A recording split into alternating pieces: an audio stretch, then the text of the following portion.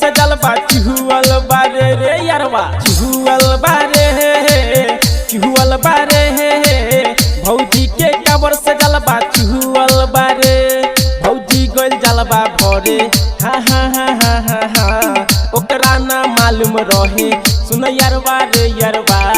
भौजी गोल जलवा भरे ओकरा ना मालूम रहे कि गगरी के नीचवा से फूटल बारे चुहुअल बारे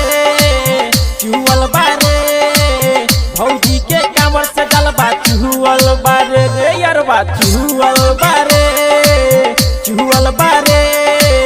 भौजी के काबर से जलवा चुहुअल बारे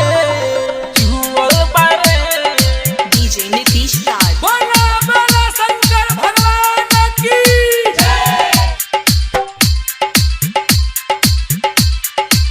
भौजी के काबर से जलवा चुहुअल बारे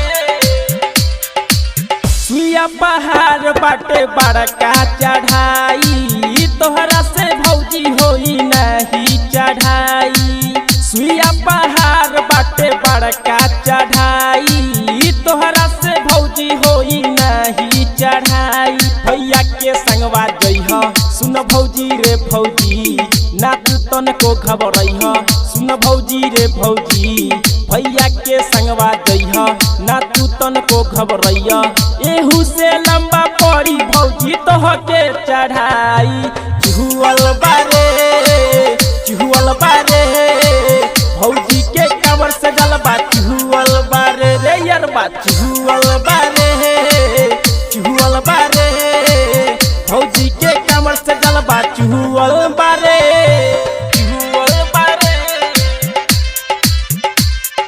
डीजे नीतीश राज बोला बाबा बासुकीनाथ की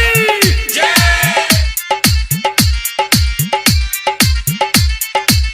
भौजी के काबर से जलवा चुहुअल बारे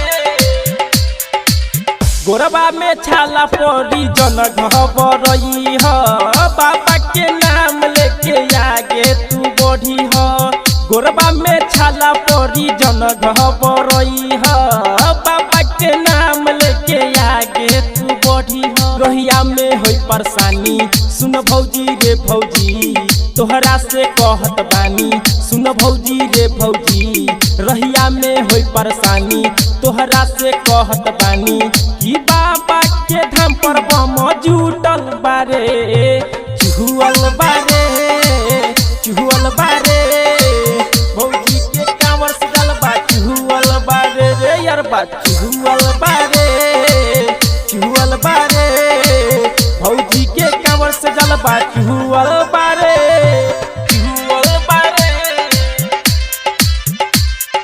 डीजे नीतीश राज बोला बाबा बैजनाथ की जय भौजी के कांवर से जलवा चुहुअल बारे छोटू अब से कदेव घर गइल बारे साथ मिलके जलवा चढ़ैले बारे डीजे नीतीश संगवा गइल बारे